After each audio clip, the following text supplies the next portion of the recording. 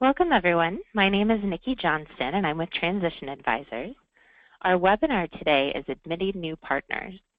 Before we begin, we need to cover just a few important items. First, please close any programs that you have running on your computer. This will just help to ensure quality presentation and reduce any audio issues. Transition Advisors, LLC is a proud and approved sponsor on the National Registry of CPA Sponsors per NASBA. Under NASBA guidelines, today's 60-minute session will qualify for 1.2 CPE credits. In order for you to receive the full 1.2, you must complete two requirements. The first is that you participate in all 4 of the polling questions throughout the presentation today. Please note that GoToWebinar does monitor your participation in the polls. We will be able to issue partial credit for those who answer 3 out of the 4 polls. That will be 1 CPE credit. Next, you'll also need to complete an online evaluation. This will appear on your screen immediately after the end of the webinar, so please take a moment to complete that brief survey before you close your browser. Once these requirements are met, this certificate will be sent to you within 10 business days. Now, in order to fully participate in the webinar, just take a moment to familiarize yourself with the GoToWebinar control panel. You should see it on the right-hand side of your screen. There's an orange arrow near the top. You can use that to minimize the panel.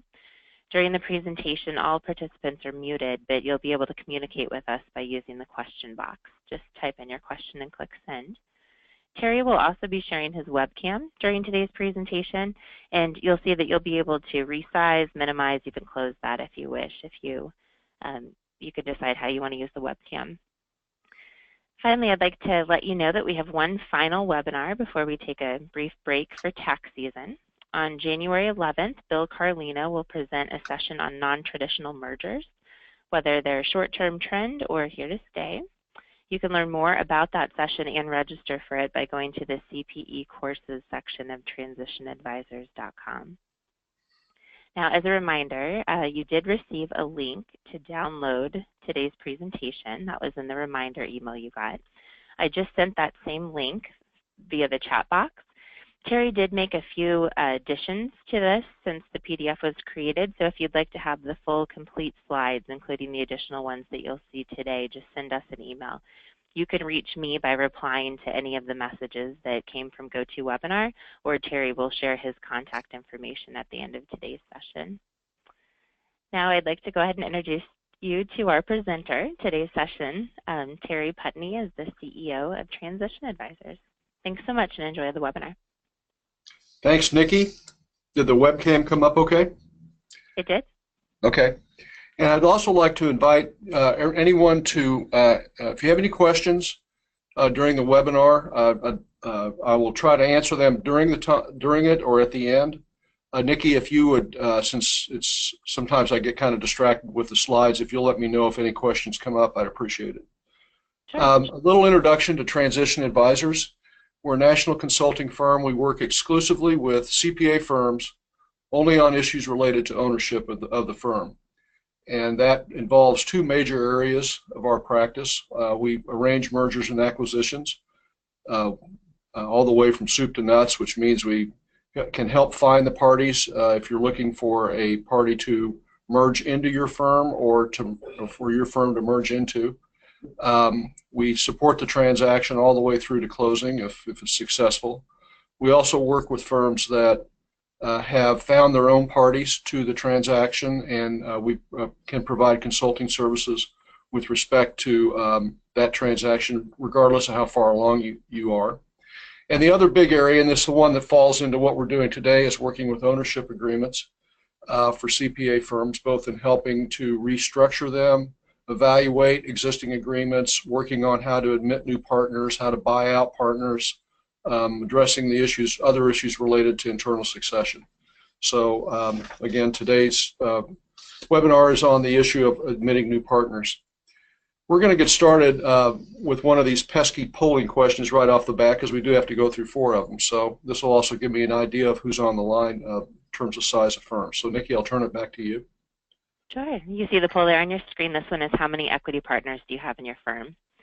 We'll give everyone just about 30 seconds to answer this first question.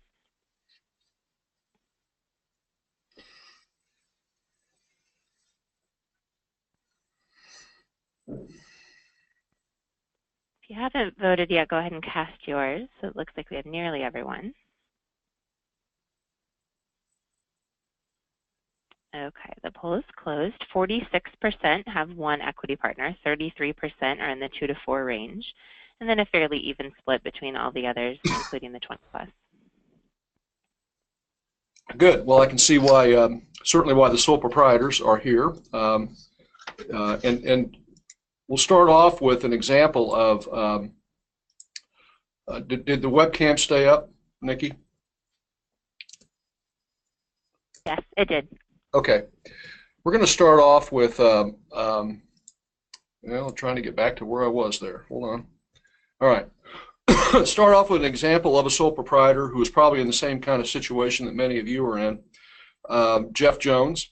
He had a very talented young man that worked for him named Jimmy Vigliaturo. And this, believe it or not, is not a picture of Jeff and Jimmy, trying to maintain confidentiality, and those aren't their real names. But in fact, this is a real project that I recently worked on. Jeff Jones CPAs was $1 million firm, is and still is. In fact, they're bigger now. Jeff was a sole proprietor, 58 years old, and Jimmy, who had been with Jeff for a number of years, was 44 years old at this time. Jeff wanted to retire in about 10 years.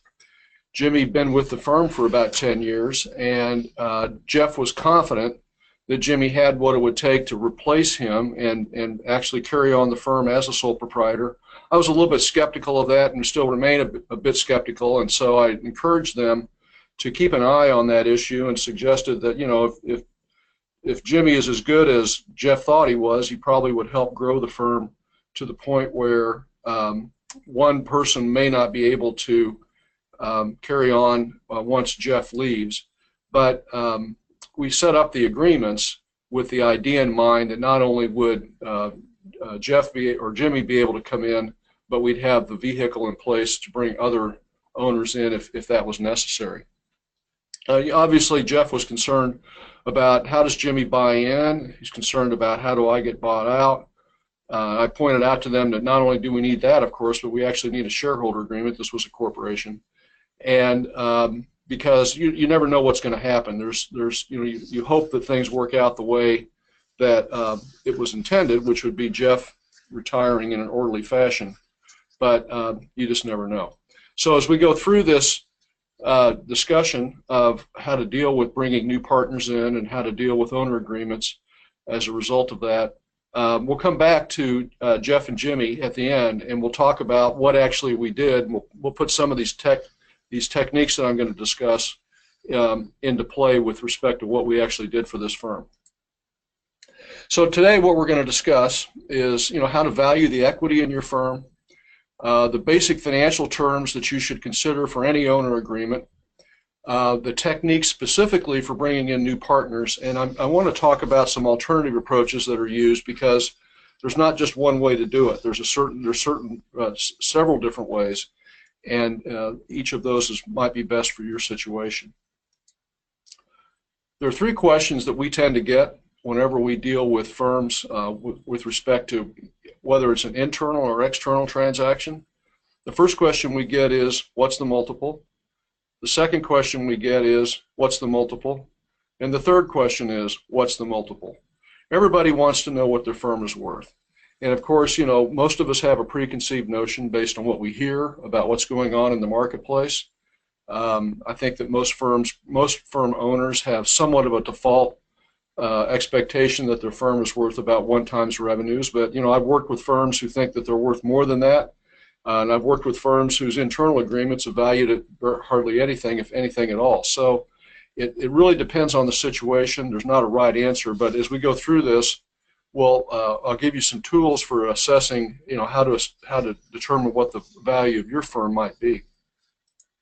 When we talk about value, we're really talking about 2 different pools of value in your firm, and it's important to understand both pools, and because oftentimes we're going to deal with those differently. The first is what I refer to as the tangible equity of the firm.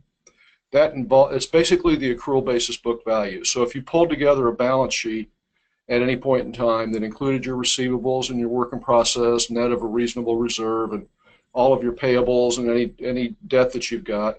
That whatever that accrual basis book value is the tangible value of the firm, or the value of the tangible equity. The intangible equity, which is what we're referring to when we talk about the multiple of revenues, for instance, as a means of determining value, is another pool of equity. And if we separate those two and we deal with them separately, we can, in terms of a buy-in or buyouts, we can deal with some of the problems we run into with how to do this a lot easier. So I want you to think about that in the total value in those two pools as we go forward. The methods that are typically used in the accounting profession nowadays for valuing the intangible equity are the ones listed here on the screen. And I'll discuss what each of those are in just a second. But the book of business method, the equity multiple method, which is what most of us usually start off thinking about, which is, what's my firm worth, how much of it do I own, therefore what's my value in the firm worth. The compensation method is used typically by larger firms, and the AAV or unit method is one that I've been using frequently recently, especially for firms that are admitting a new partner for the first time. When you look at the surveys, and I tend to focus oftentimes on the Rosenberg survey because I think it provides an excellent cross-section of what's happening across the profession. Another good survey to consider is the PCPS survey that's done every 4 years by the AICPA on succession. And the Rosenberg survey is done annually, which is one of the reasons I like to use it. When we look at the Rosenberg survey for smaller firms with 2 to 4 partners, we find that about a third of those firms are using the multiple of equity method, which is the one I described as I own X% of the firm times a theoretical value for the whole firm. About 10% use the managed book of business method. About a third are using the multiple of compensation method, and about 15% are using the AAV method.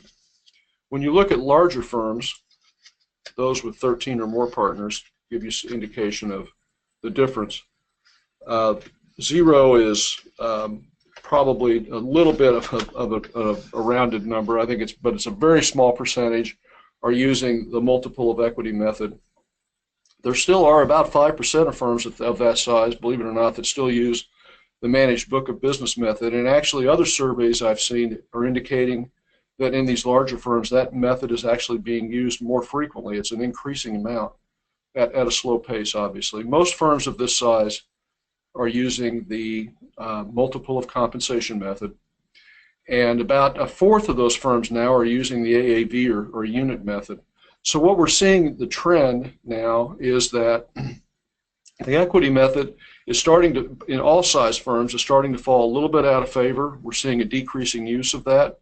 And I'll show you why here in a minute, why that tends to be a difficult way in the long run to start with, to use. It's a good way to start, and a lot of firms think of it that way. You're probably thinking of it, if you're a sole proprietor, I own 100% of my firm, shouldn't I own 100% of the value? As I admit a new partner, if I sell 10%, then shouldn't I own 90%? And in some regards that's correct, but the equity method per se can be a difficult thing to do down the road, use down the road.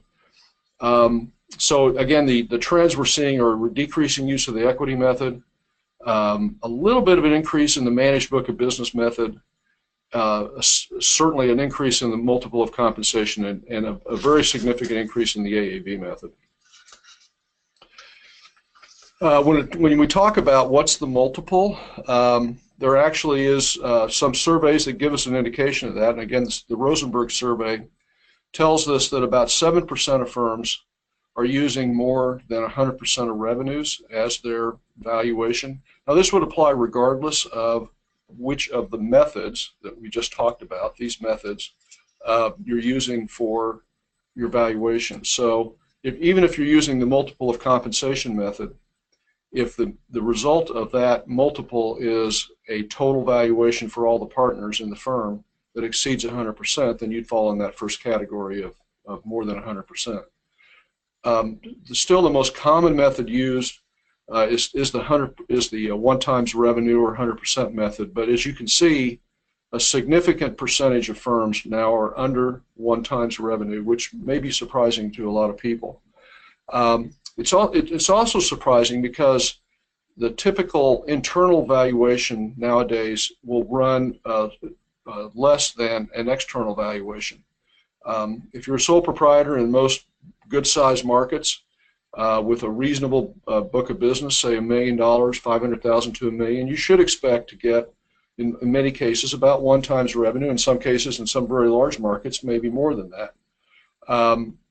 Why would you consider doing it for less in an internal transaction?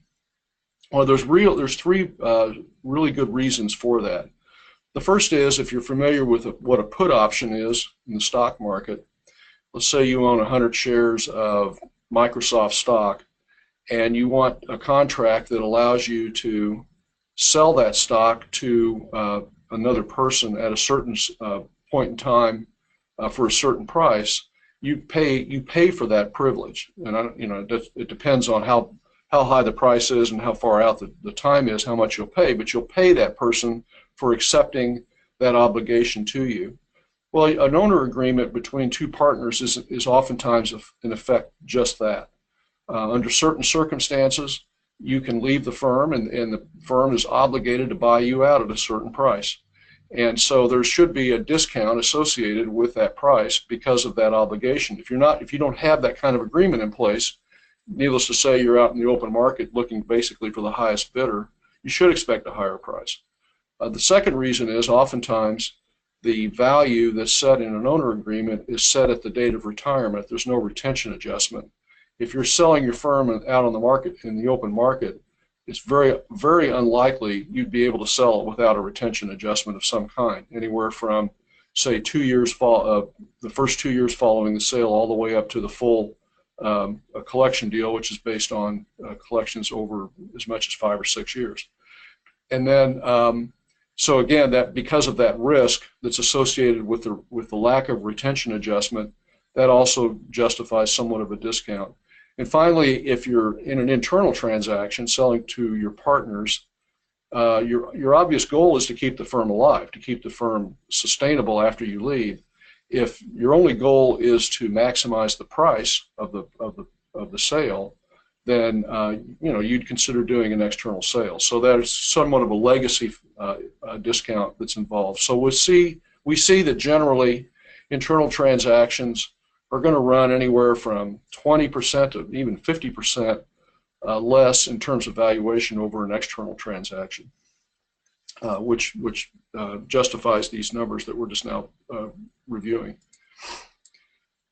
Okay, so let's talk about how these methods are actually put into place. So the equity method, if we have, say, a $3 million firm, and we decide that we're going to value the firm at 85% of revenues, then we're saying that the intangible value is $2.5 million, or $225.50. If the accrual basis book value is $600,000, then the total value of the firm is $3,150,000. If I own the 30% interest in that firm, my owner's value totals $945,000. That's the equity method. The compensation method instead says, if I'm making $300,000 a year, and I set my compensation multiple at 2.5 times annual compensation, which oftentimes is set at 3, say the highest 3 of the last 5 years of compensation. Then my total value is at $750,000 for the intangible value. And again, if the accrual basis book value is $600,000 and I own 30% of the firm, if that's how we're going to allocate the accrual basis book value, that's $180,000. So my total value in that case is $930,000, which is similar to the equity method in terms of outcome, but arrived at in an entirely different manner. So with that, I got to take a brief break here, send it back to Nikki for another polling question. Okay, thanks, Terry. The second poll is on the screen. Does your firm have an owner agreement? Here your choices are yes, and it's signed by all owners. Yes, but not all owners have signed it. No, and you know that you need one, and no, you aren't sure that you need one. And of course, non-equity, the people that are sole proprietors probably don't have an owner agreement, I'm guessing. So.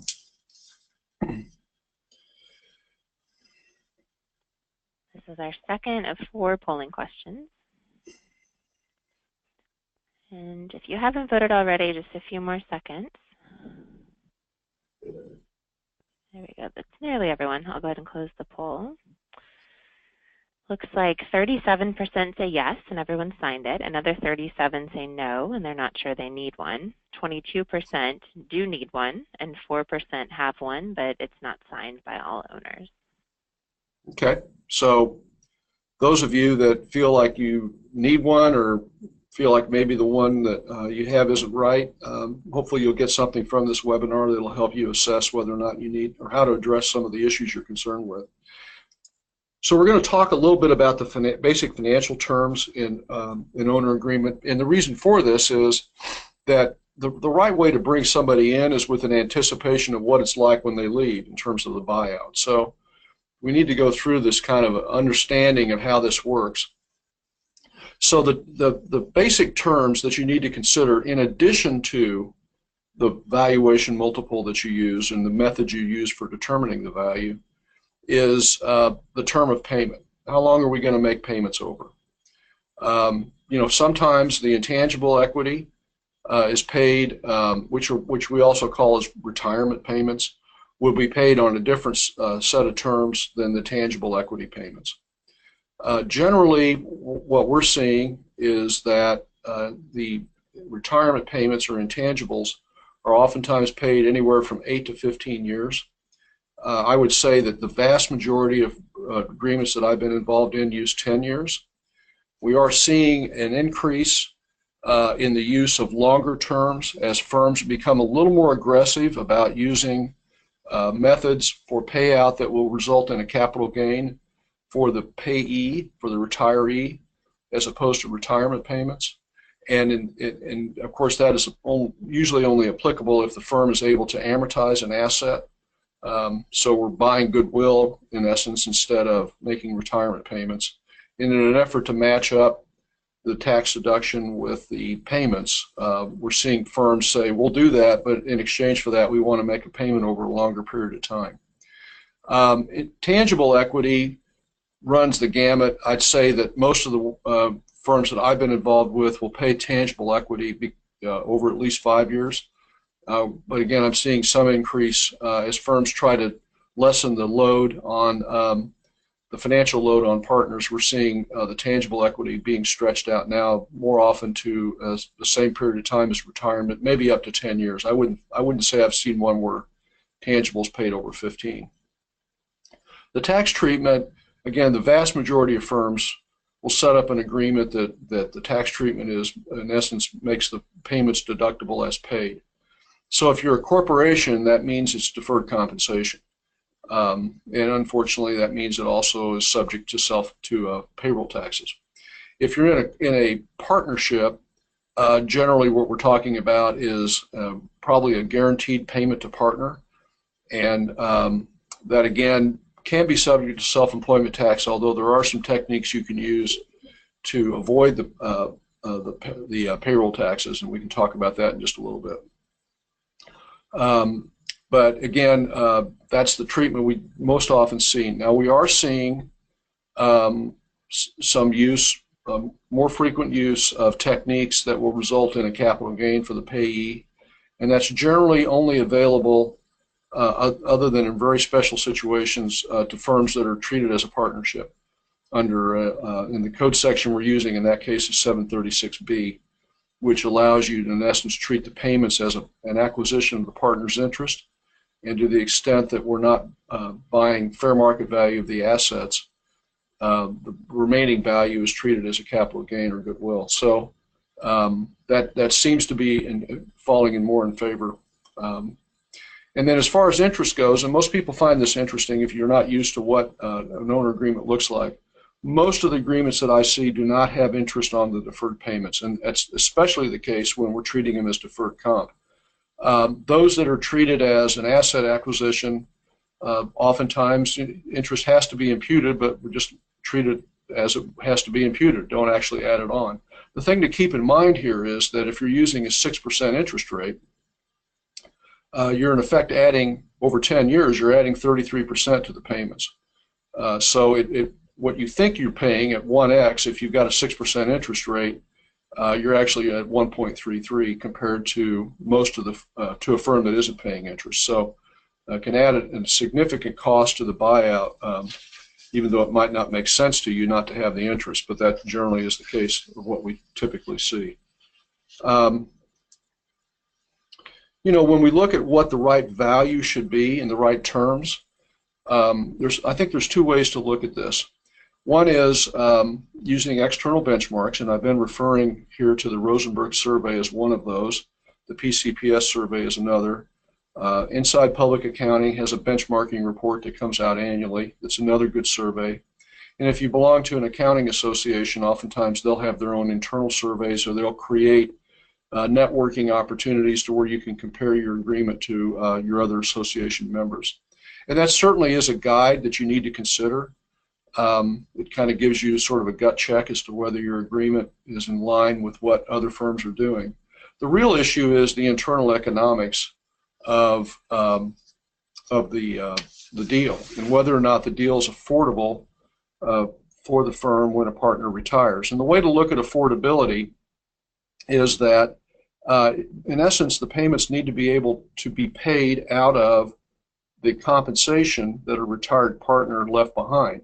If the payments exceed that, then the only two ways that you can fund the buyout is either by the remaining owners taking a cut and pay or borrowing money. And neither one of those is typically what you want to do. So you need to make sure that the payments are in effect self-funding. And when you're making that assessment, the thing that tends to get left out is the fact that a partner that leaves needs to be replaced. You're not necessarily going to replace them with another partner at the same compensation level, but you have to replace at least their productive capacity. So if that partner is producing, say, $300,000 a year in billable time, there's a cost associated with somebody has to produce that billable time. And it's usually going to be an incremental cost, and it probably is going to be somewhere between 40 and 50%. So you can't use 100% of what that partner was making for the buyout, obviously, and have it be affordable. I'm going to give you an example of what I'm working on right now, of how this, what appears to be a somewhat aggressive plan actually turned into an unbelievably unaffordable plan. So this firm is a corporation. It uses a 1.2 multiple for determining the valuation of the firm, and they came up with that years ago, and it was basically, well, isn't that what firms are selling for? So that's how they came up with that number. And it's high, and it's even higher today than it was then, but it didn't seem outrageous at the time. They make their payments over 7 years. They add on interest at prime rate, and unfortunately, because it's a corporation, they make the payments in the form of a stock acquisition, which means that they're non-deductible. So I went through the analysis for them, and I took one of the partners who was making about $300,000 and owned 1/6 of the firm. And going through the evaluation, the payments that would result from his buyout would be about $175,000 a year.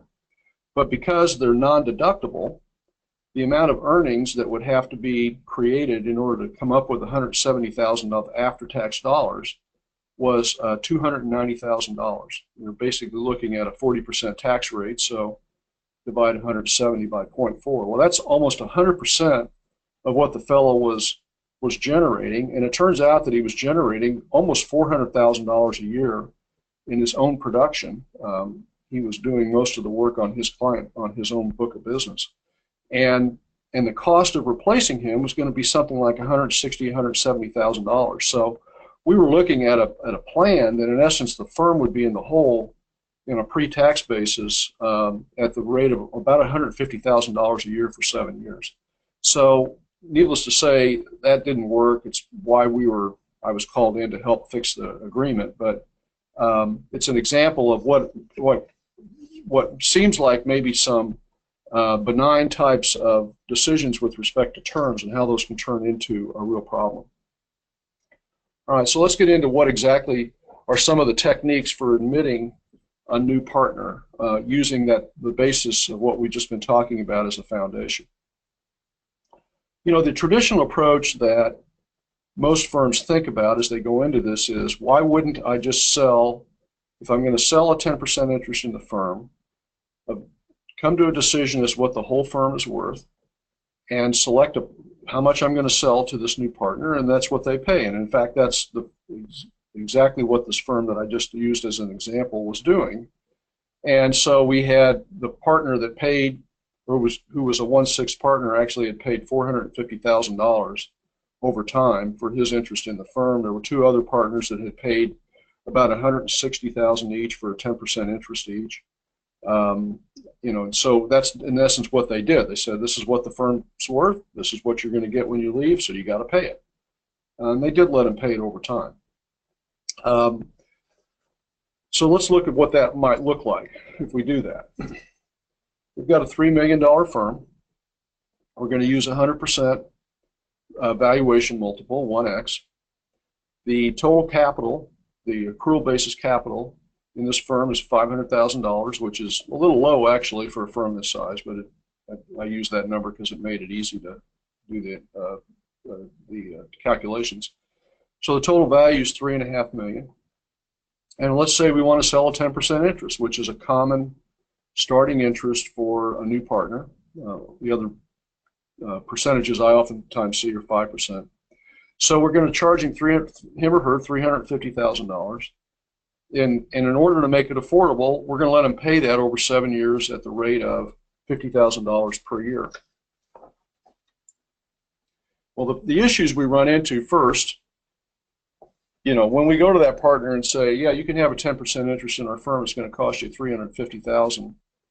Most new partners are young. House might not even cost that. I mean, that's a big number. And I have seen many, especially in today's market, I've seen a lot of those kinds of offers rejected, where the partner says, you know what, I really appreciate the offer. I'm not paying $350,000 to buy into this firm, even though it might make sense to the selling partners, of course. The second issue is the $50,000 that's required to buy in. Well, you know, either we're going to, in essence, increase the compensation by that much, or that new partner is going to make less money than they did before they were an owner, which doesn't make any sense. And so you run into, you know, the question of, you know, if I'm giving them the money necessary to buy in, what am I really accomplishing? Are they really buying in? You know, how do you deal with down the road how much this partner requiring more equity? So we start off with, you know, 4 partners that own 25%. We sell 10% to a new partner. Now we're at 22.5 each, and he's at 10, or he or she's at 10. You know, 10 years from now, should they still be at 10? And how do we get them from 10 to an equal level? Should they be continuing to buy more stock? Should it be at a higher price? Isn't the increasing value of the firm something that they're having a hand in? Should they have to buy that?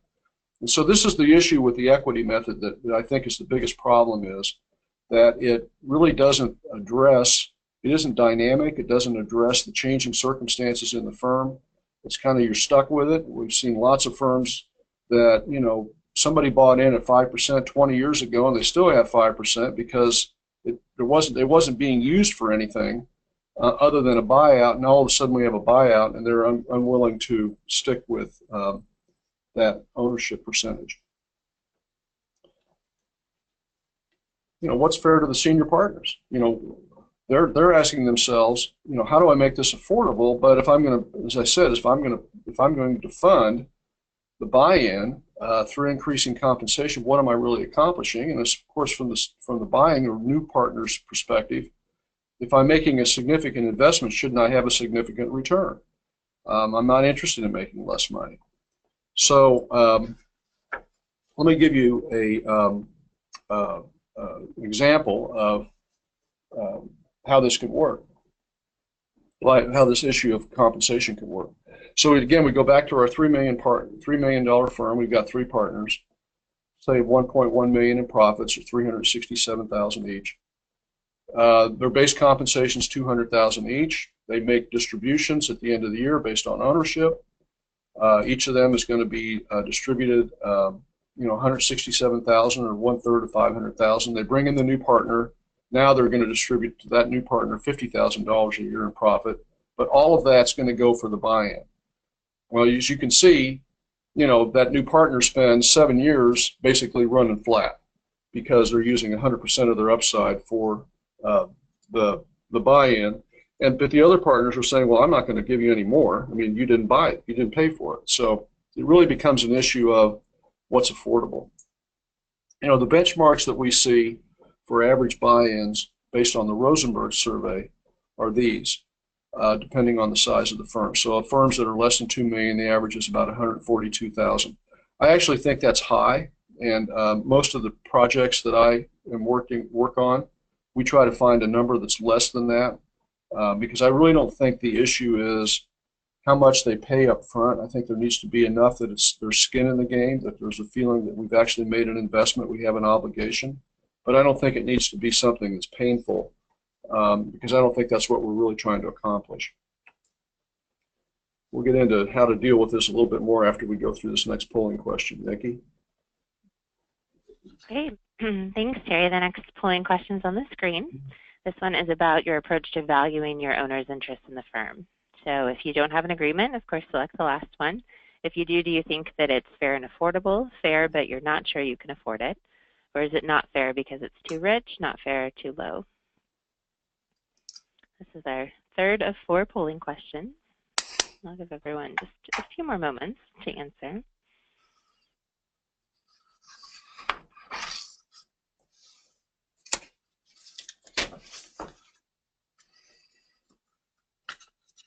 I'm going to go ahead and close the poll now. There we go.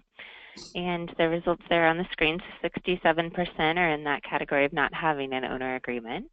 19% say that it's fair and affordable. 11% fair, but not sure we can afford it. And then just 4% saying not fair, too rich. Okay. My guess is those that think it's too rich are probably the ones that are going to end up paying the buyouts. That's usually not what a selling partner thinks. All right, so let's talk about how to address this in a different way, how to overcome some of these issues that certainly the equity method poses, and that's the AAV or unit method. In the AAV or unit method, again, we separate the intangible value from the tangible value, and when we ask a new partner to buy in, all we ask them to pay for is their share of the tangible value of the firm. So we have a firm that has, let's go, think back to what we've been using as examples, the $3 million firm, the $500,000 equity. If we sell 10%, we just sell 10% of the $500,000. And the thing that we're doing when we do that is we're not going to sell or allocate any of the intangible value at that point in time. That's how we can avoid charging them for that intangible value. They're going to earn that down the road, and I'm going to show you how. So the intangible value in the AAV method is expressed in the form of units. And those units are tied to firm volume, and as the firm volume changes, hopefully increases, the units increase. New partners are typically not required to buy any units up front. So we start off with, the day the new partner comes in, all the existing partners have the intangible value as of that point in time allocated to them, and the new partners then are not allocated any of that value, or sometimes we might award some of that an allocation to them in recognition of past practice development efforts. And if someone has built a $400,000 or $500,000, $600,000 book of business before they've come in, you probably need to recognize that to some extent, whether it's the full $400,000 or $500,000 or $600,000, I don't know. It depends on how they brought it in, but something probably would be justified. And then new partners earn their share of the intangible value 2 different ways. One, as once they become partners, participating in an allocation of new growth is created for the firm. and also participating in buying out retiring partners, keeping the firm viable, running the firm, managing the business that got left behind.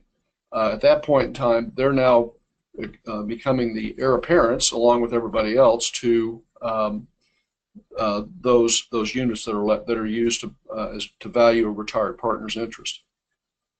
So what we're doing now is we're obviously limiting the upfront investment to the tangible value, which makes it much more affordable.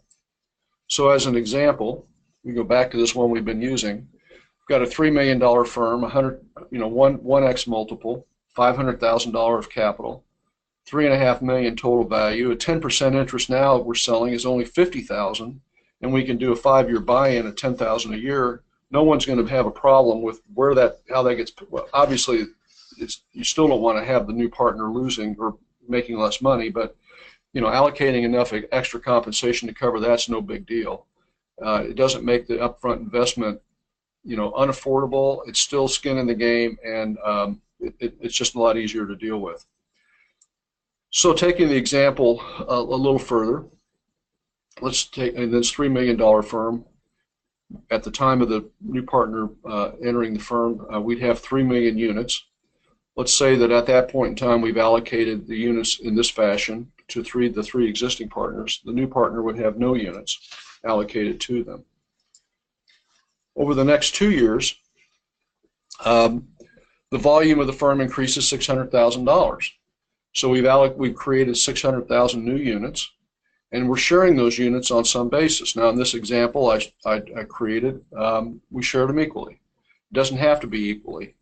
Oftentimes, partner A, who might be entering a transition phase, we might not allocate any new units to that partner.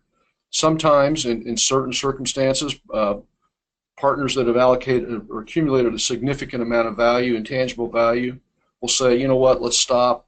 We don't need to allocate any more to me. I'm okay with what I've got. Everybody else can get what the new, any new growth. We might allocate it based on actual practice development performance. If it's clear that someone's bringing the business in, we might want to allocate more of the units to that person to recognize that. It can be based on relative compensation. There's any kind of method you want to use, and it doesn't have to stay the same. It can be different year to year. But in this example, again, to make it simple, I did it equally. And also, in this case, we decided to use a 90 cents per unit valuation, which is in essence saying the firm's intangible value is 90% of revenues. So let's say 3 years later now, partner A is retired and is being paid based on this 90 cents per unit and 1,350,000 units, $121,500 per year for 10 years. So each year we're in effect acquiring from partner A 135,000 units, which we're going to allocate to the remaining partners on some fashion. Again, in this case I used equal. Doesn't have to be that way. It could be a different method. It could be different each year. What I do suggest is that the units not be reallocated until they're paid for. I wouldn't allocate them all at once. So this will take us to, I think, our last polling question. That's right. This is our fourth and final polling question. This one is, does your firm have adequate talent on the bench to replace retiring partners? So here you can choose yes, and you're confident, you think so, but you're not sure how to admit them. No, you definitely don't have the talent you need, or you're not even planning to pursue internal succession.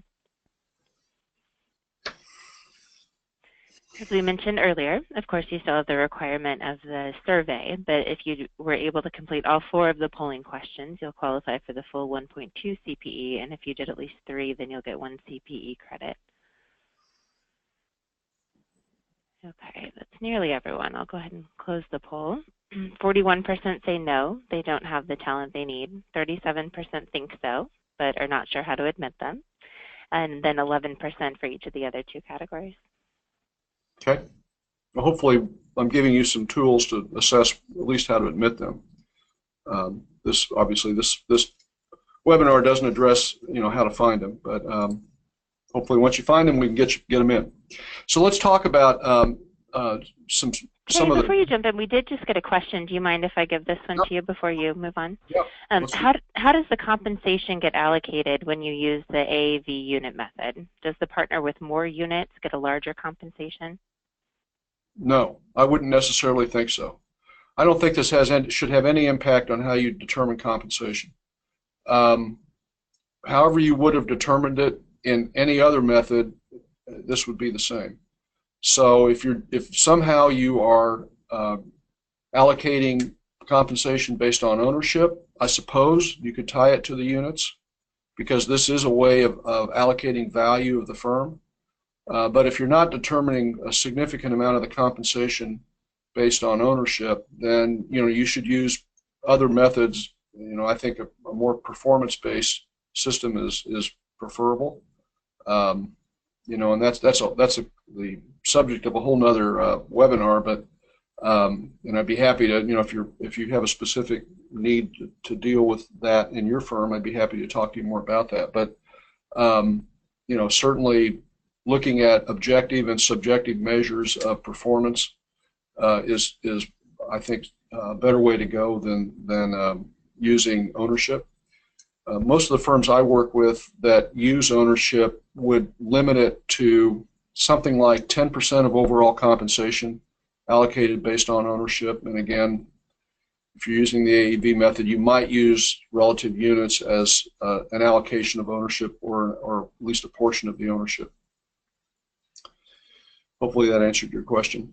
So some of the other salient business terms that I think that we want to deal with in every agreement, and I'm going to talk about vesting in specifically in the next couple slides, but are restrictive covenants, governance, the transition business plan, the valuation of the firm, which we've just spent quite a bit of time talking about, and an understanding that there are 5 different ways a partner can terminate their ownership in the firm, and each of those has a different issues associated with it. So real quickly, restrictive covenants, certainly every state's different. If you live in California or Georgia or certain other states, Hawaii, restrictive covenants in New York increasingly. Restrictive covenants are becoming more difficult with respect to enforceability. So anything I say here is subject to your attorney's advice. But restrictive covenants would cover 2 different kinds of restrictions. One would be a restriction on taking clients.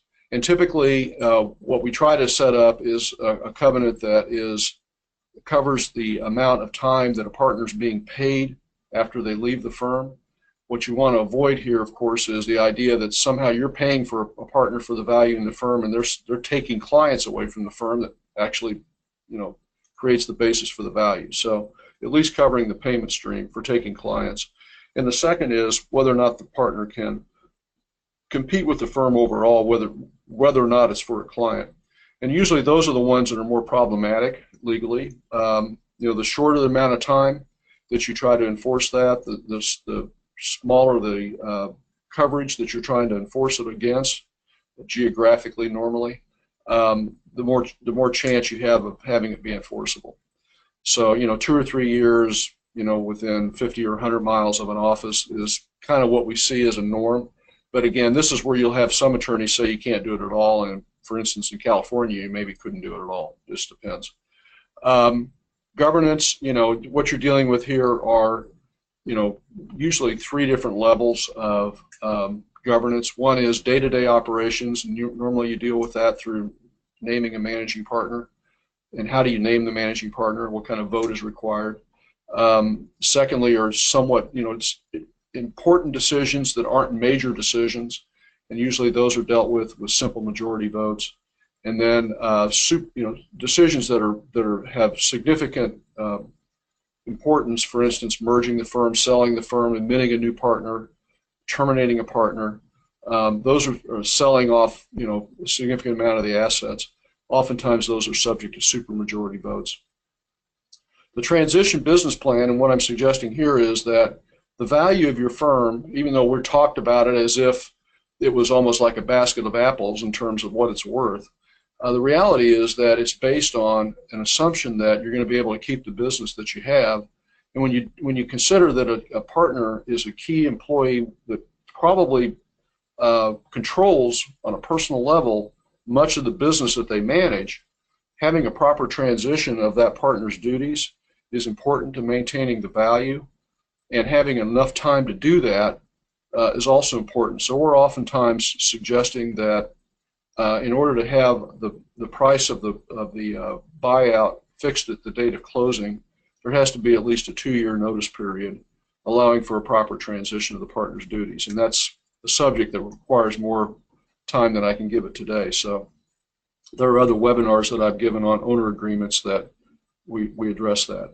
And the 5 different kinds of ways that a partner terminates would be death, permanent disability, which oftentimes can be the same as death effectively, a partner retiring in an orderly fashion, a partner leaving voluntarily, not for retirement purposes, either because of it's an early retirement or because they're leaving to maybe go practice somewhere else, and then a partner that's been involuntarily terminated. So each of those different kinds of terminations really need to be dealt with differently within the owner agreement because they present a different kind of business risk for the firm. So let's talk about vesting for a second. What we're talking about here is long-term vesting of retirement benefits for new partners. I think that's what the concern is with respect to vesting.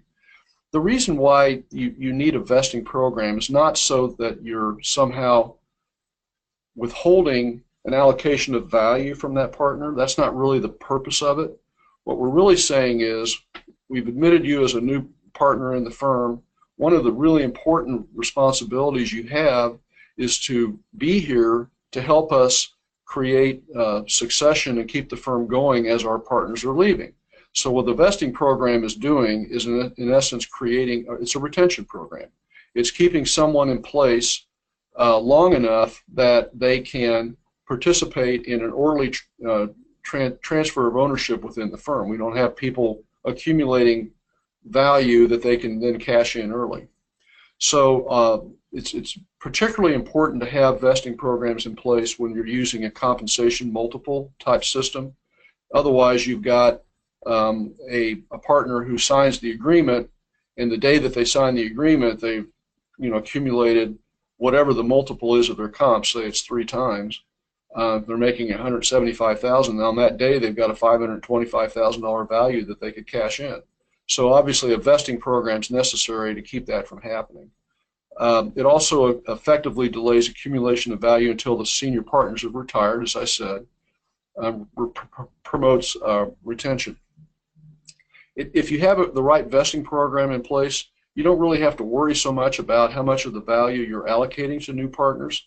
And so what I do with the smaller firms that I work with, particularly the sole proprietors, where we're bringing a partner in for the first time, is we want to make sure that the vesting program keeps the new partner from accumulating any value that they can cash in until after the time that the existing sole proprietor is planning on leaving the firm. So let's say the sole proprietor is 55, plans on leaving in 10 years. We might want to set up a vesting program where the new partner can't really accumulate has no vesting in any significant value for over 10 years. The 2 types of vesting that we're talking about are age vesting and tenure vesting. And many of the agreements I work with have both. So a typical tenure vesting program would be the partner invests in the tangible equity and is fully vested for what they've paid for, but the intangible value may not vest until after 10 years at 50% and maybe 100% after 20 years or 15 to 20 years.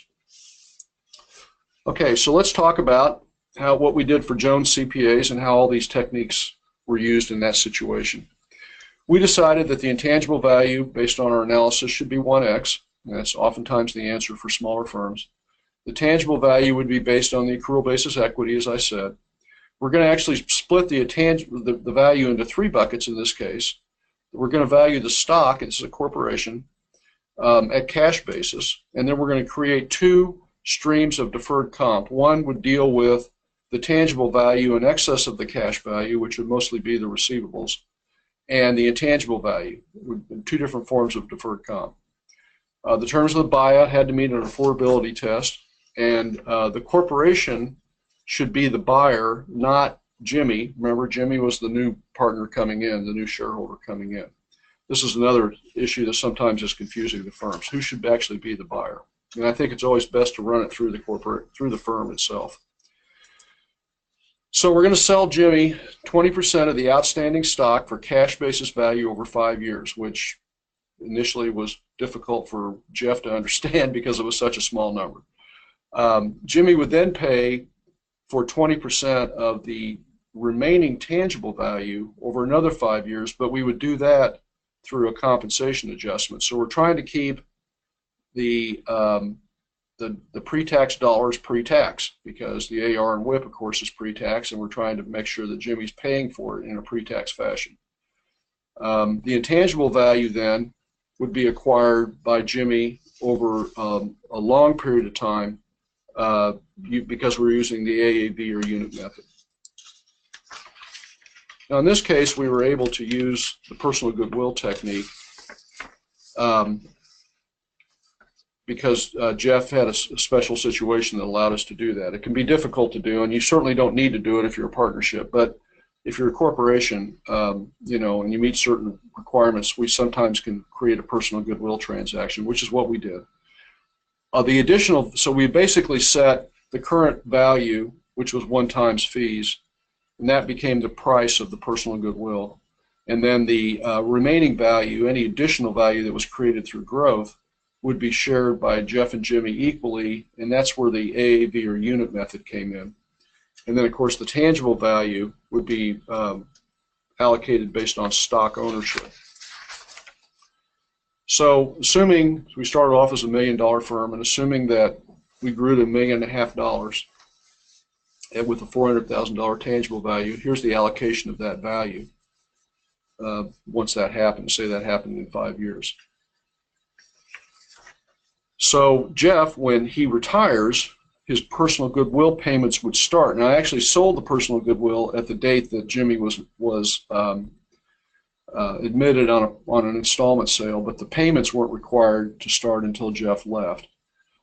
Jeff would also be eligible for some deferred comp from both the tangible value and the intangible value.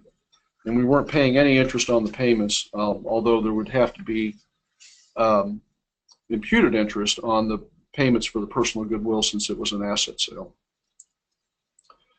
Again, we used intangible or AAV units for the intangible value.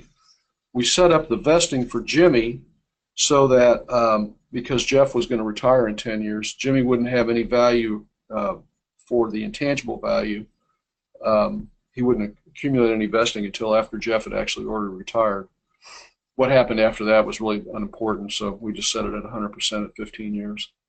Required that any partner provide a 2-year notice, and that mostly pertained to Jeff because he was the one that was expected to leave.